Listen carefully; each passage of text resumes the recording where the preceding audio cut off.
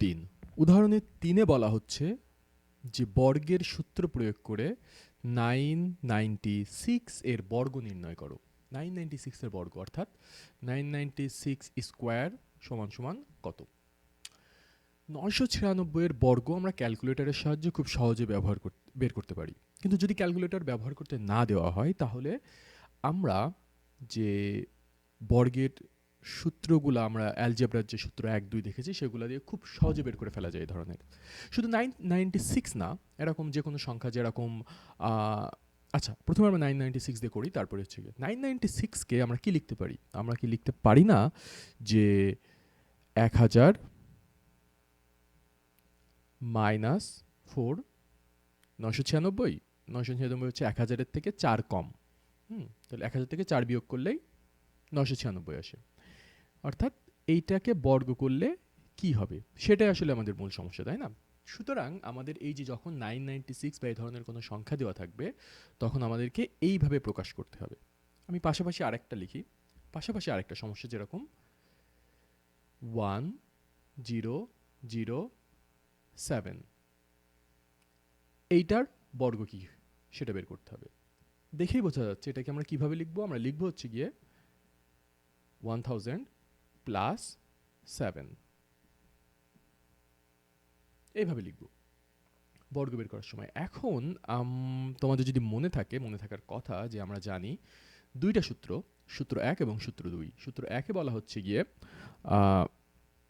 a plus B, অন্যটা আচ্ছা, a plus B whole square is equal to a square plus 2ab plus B square.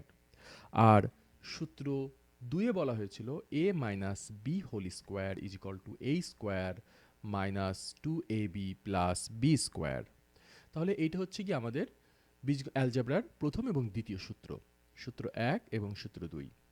তাহলে আমরা দেখছি প্রথম সূত্র হচ্ছে কি a plus B whole square, অর্থাৎ দুইটা প্রতীকের যোগের বর্গ।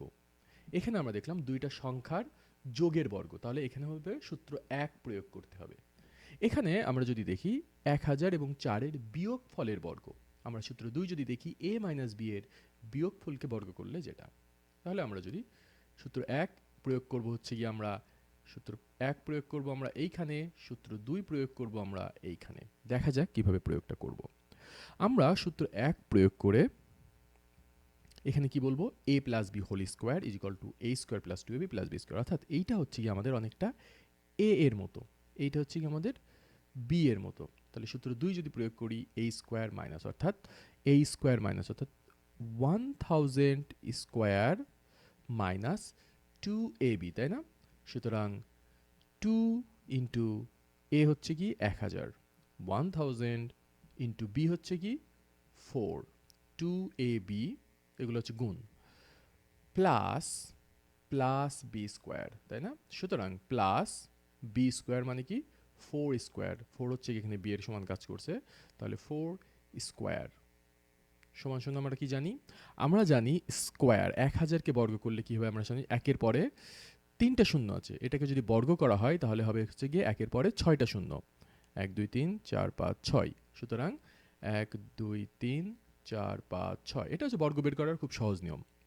এরপরে হচ্ছে কি আমরা এটাকে যদি গুণ করি খুব সহজেই হবে 4 এবং 2, 4 দুগুণে 8 গুণ 1000 অর্থাৎ 8 গুণ 1000 অর্থাৎ 8000 মাইনাস 8000 প্লাস 4 স্কোয়ার, 4 স্কোয়ার করলে গিয়ে 4 4 16, 16।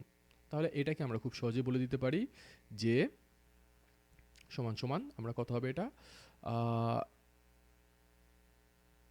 1000 হাজার থেকে 8 বিয়োগ দিলে 996 নো 992,000 প্লাস 16। এটা এটা হাতে করে ফেলা যাবে খুব সহজে, আমি জানি না ভুল করছি কিনা। তাহলে এক্ষেত্রে আর একটু যদি বিয়োগ করা হয় 99116, সরি 992016 এটা হওয়ার কথা। আচ্ছা, এটা এটা তোমার হাতে ক্যালকুলেট করে নিবা। আমরা যদি ডান পাশে প্রবলেমটাতে যাই, ঠিক একইভাবে এখানে কি করতে হবে যে ওয়ান, এখানে হচ্ছে কি এটা আমাদের এ এর সমান কাজ করছে, এটা হচ্ছে আমাদের বি এর মতো কাজ করছে, তার মানে আমরা জানি সূত্র কি A square plus two A B plus B square, এখানে প্লাস আছে সুতরাং A square plus two A B plus B square, অর্থাৎ 1000 square plus two into 1000 into B কি 7 প্লাস 7 স্কোয়ার, এইভাবে আমাদের ই করতে হবে। সুতরাং 1000কে আমরা কি হলে একের পরে 3টা শূন্য জায়গায় 6টা শূন্য হবে, প্লাস 7 গুণ 2 7 গুণে 14 গুণ 1000, তাহলে 14000, 14000 প্লাস 7 স্কোয়ার, 7 7 49, 49, তাহলে হচ্ছে গিয়ে আমাদের 1000 হাজার 14000 আবার এখানে 49, তাহলে 1000,1014049। সুতরাং এটা করতে আমরা দেখলাম ক্যালকুলেটর মানে খুব সহজে হলো, কারণ হচ্ছে গিয়ে কি আমরা 1000-এর বর্গ খুব সহজে এইভাবে বের করে ফেলতে পারি। তারপরে 7 আমরা জানি খুব সহজে মুখে মুখে বলে দেবে, 7 7 49, 28 64, এগুলো খুব সহজ। সুতরাং সহজ কিছু গুণের মাধ্যমে আমরা এরকম 1007-এর মতো একটা সংখ্যার বর্গ বের করে ফেলতে পারি। সুতরাং এটা একটা নিয়ম, এটা খুব খুব ক্যালকুলেটরে করে ফেলা যায়, দুইটা গুণ করে ফেললেও হয়, জাস্ট এটা একটা নিয়ম, যে নিয়মটা আর কি মানে ব্যবহার করলে অনেক ক্ষেত্রে ভালো আর কি। তো যাই হোক, যদি এরকম কোনো সমস্যা থাকে যে শুধু সেক্ষেত্রে সমস্যাগুলোকে আমাদের প্রথম কাজ হচ্ছে গিয়ে সমস্যাটাকে কিভাবে সিম্পলিফাই করা হবে। তো আমরা দেখলাম কিভাবে সিম্পলিফাই করা হবে। হ্যাঁ, যে কাছাকাছি সবচেয়ে বর্গ, যেমন আমরা যদি বলি যে একটা সংখ্যা যদি কি বলবো, না আর কিছু বলবো না, যে এ পর্যন্তই।